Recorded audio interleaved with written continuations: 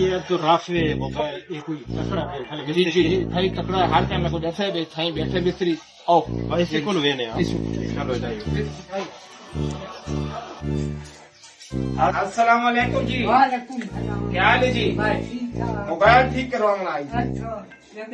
ए बुरुज मारू न चढ़ातो ती केरे जैक लाऊं रे तो पूरा अंदाज एडो मोंगो हां ओरिजिनल काम करे इसने जैक लावना है अच्छा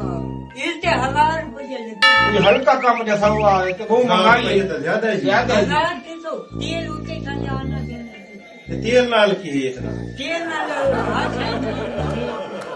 बात है वे ने जी बात होरो को छुड़वाया है और बोल लगे बनो तो ये भी बड़ा यार बहुत महंगा है हां लेकिन ठीक है ले आप ही मर्जी